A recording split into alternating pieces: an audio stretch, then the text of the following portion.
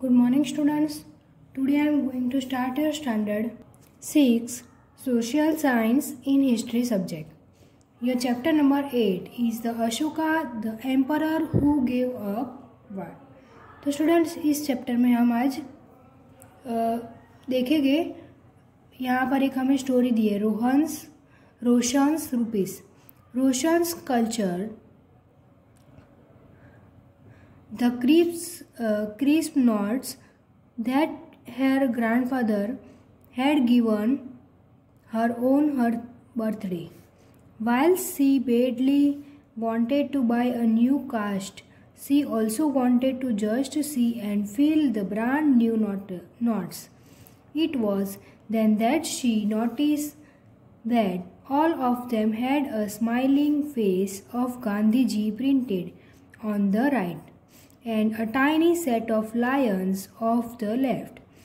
What were the lions, therefore, she wondered.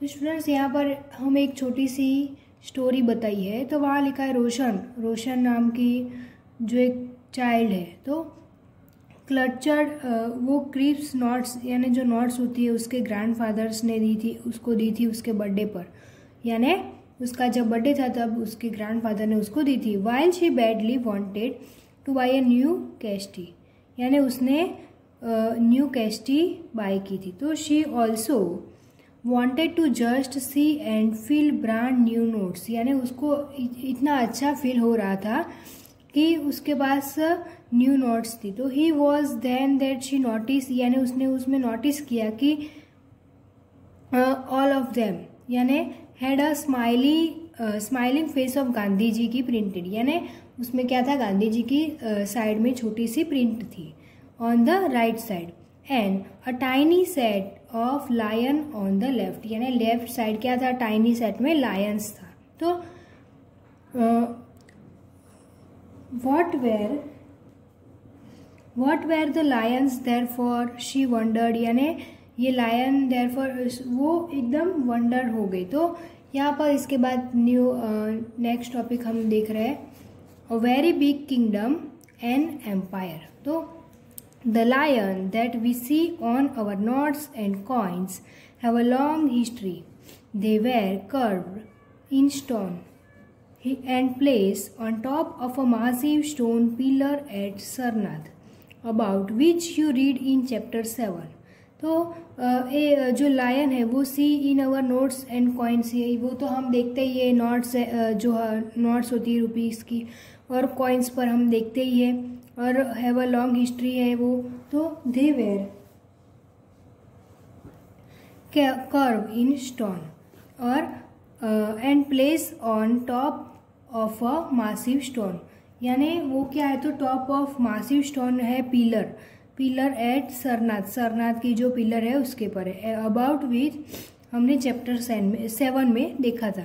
Ashoka was one of the greatest ruler known to history, and on its instruction inscription were inscribed on pillars as well as on rock surfaces. Before we find out what was written in these inscriptions, let us see why his kingdom was called an empire. तो यहाँ पर बताया जो अशोका है, Ashoka was greatest ruler है known as to history के लिए. On his instruction, यानी जो इंस्क्रिप्शन जो है वेर इंस्क्राइब ऑन पिलर्स के लिए, तो एज वेल एज यानी वही ऑन रॉक सरफेस की इंस्क्राइब है. तो बिफोर उसके आगे तो फाइंड आउट किया था what was written in the inscription, यानी वो क्या रिटर्न किया था इंस्क्रिप्शंस में. तो let us see why his kingdom was called an empire. तो यहाँ पर बताया कि the empire that Ashoka ruled was founded by his grandfather Chandragupta Maurya more than 2300 years ago. Chandragupta was supported by a wise man named Chanakya or Kautilya. Many of Chanakya's ideas were written down in a book called the Arthashastra. तो यहाँ पर बताए कि जो अशोका है, तो अशोका जो empire है उसने रूल किया था फाउंडेड उसके ग्रैंडफादर से, तो जो चंद्रगुप्त मौर्य है उससे, मोर देन कितने 2300 ईयर्स अगो। तो Chandragupta was supported by vice man, यानी वो सपोर्टेड किससे था, तो वाइस मैन नेम क्या है, चाणक्य और कौटिल्य से।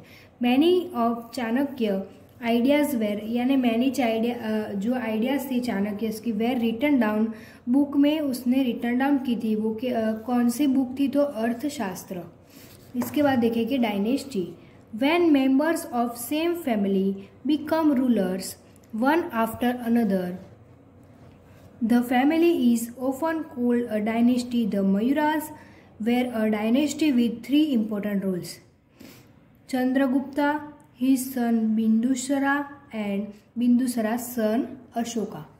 तो यहाँ पर क्या बताया कि जो मेंबर्स थे सेम फैमिली, यानी उनकी ही फैमिली में से ये 3 मेंबर्स थे, वन आफ्टर अनदर, यानी उसके बाद का जो था उसके बाद का, ऐसे।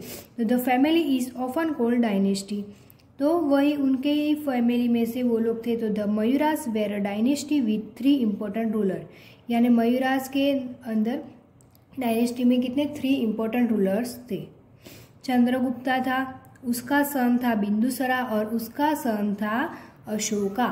तो ये 3 सन थे, उनके ग्रैंडफादर के सन, उसके सन, ऐसे 3 सन, एक ही फैमिली थी। इसके बाद नेक्स्ट पैराग्राफ है, there were several cities in the empire mark with black dots on the map, this included the capital Pataliputra, Taxila and Ujjain. तो Takshashila was a gateway to the north west including central Asia, while Ujjain lay on the route from north to south India. Merchants, officials and craftspersons probably live in these cities. तो यहाँ पर बताया कि जो several cities है इन the empire की, तो market with black dots on the map, यानी यहाँ पर हमें डॉट्स कहीं दिख रहे हैं मैप में, वो क्या है, ब्लैक डॉट्स जो है वो मार्क किए गए सिटीज़ के लिए। तो दिस इंक्लूड द कैपिटल है वो पाटलिपुत्र है, तक्षशिला है और उज्जैन है। तो तक्षशिला क्या है, तो Takshashila was gateway to the north west, यानी जो नॉर्थ वेस्ट के गेटवे है, इंक्लूडिंग सेंट्रल एशिया, यानी कौन से सेंट्रल एशिया इंक्लूडिंग की गई है। वाइल उज्जैन, जय on the Ujjain lay on the route from north south, यानी उज्जैन क्या है, तो ले ऑन द रूट फ्रॉम कौन से, नॉर्थ टू साउथ इंडिया से। तो merchant, officials and craft person probably live करते हैं इन दिस सिटी में लिव करते हैं। In another areas there were villages of farmers and herders. In some area such as central India there were forest where people gathered forest produce and hunted animals for food. People in different parts of the empire spoke different languages. They probably are different kinds of food and wore different kinds of clothes as well. तो यहाँ पर बताया है कि इन another areas, जो भी other areas दूसरे areas है उसमें there were villages of farmers, यानी फार्मर्स और हर्डर्स के जो विलेजेस थे। तो सम एरियाज में सच एज सेंट्रल इंडिया के, तो there were forest where people gathered करते थे जो फॉरेस्ट में, और प्रोड्यूस एंड हंटेड करते थे एनिमल के लिए, फूड के लिए एनिमल्स का। तो people in different parts of the empire spoke करते थे डिफरेंट अलग अलग लैंग्वेजेस में। They probably are different kinds of, वो क्या करते थे, probably different kinds of foods के लिए, and wore different kinds of clothes, और दूसरे अलग अलग कई तरीकों से वो लोग स्पोक करते थे। How are empire different from kingdoms, तो एम्पायर्स नीड मोर रिसोर्सिस। यहाँ पर हमें क्वेश्चन पूछा गया कि how are empires different from kingdoms, तो यहाँ पर दिया गया emperors need more resources than kings because empire are larger than kingdoms and need to be protected by big armies. और सेकेंड पॉइंट है, so also they need a larger number of officials who collect taxes, यानी क्या करते थे, large number of officials जो थे उनके उससे कलेक्ट करते थे। कौन क्या कलेक्ट करते थे, टैक्सेस। उसके बाद नेक्स्ट पॉइंट है ruling the empire. As the empire was so large, different parts were ruled differently. The area around Patliputra was under the direct control of the emperor. This meant that officials were appointed to collect taxes from farmers, herders, craft persons, and traders who lived in villages and towns in the area. तो ये जो empire है वो क्या है, so large, different parts were rule है उनके differently अलग अलग. तो द एरिया अराउंड पाटलिपुत्र है वो वॉज अंडर करते हैं, डायरेक्ट कंट्रोल करते हैं एम्परर के पर. तो this mean that officials were appointed, यानी वो क्या, उसका मतलब क्या होता है कि ऑफिशियल्स जो होते हैं वो अपॉइंट करते हैं टू कलेक्ट टैक्सेस करते हैं. किससे? तो फार्मर से, हर्डर से, जो क्राफ्ट पर्सन होते हैं, ट्रेडर्स होते हैं, उनसे क्या करते हैं तो टैक्सेस कलेक्ट करते हैं और कलेक्ट टैक्सेस करते हैं. और who lived in villages and towns in the area, यानी वो लोग जो रहते थे वो कहाँ रहते थे तो विलेजेस एंड टाउन्स में जो वहाँ के जो एरिया थे वहाँ रहते थे, उनके साथ टैक्सेस कलेक्ट करते थे. तो officials also punish those who disobeyed the ruler's orders. Many of these officials were given salaries. Messengers went to and fro, and spies kept a watch on the officials, and of course the emperor supervised them all with the help of members of the royal family and senior ministers. तो यहाँ पर बताया कि जो officials है जो वो punish करते हैं, डिसओबे करते हैं रूलर्स को जो ऑर्डर्स देते हैं. तो मैनी ऑफ दिस ऑफिशियल्स, यानी मैनी जो भी ऑफिशियल्स थे वो क्या करते तो वेर उनको सैलरी देते हैं. और messengers went to and fro and spices kept करते हैं और वॉच करते ऑन द ऑफिशियल्स जो होते हैं उनको. एंड कोर्स ऑफ एम्पेरियर जो उसको सुपरवाइज करते हैं. तो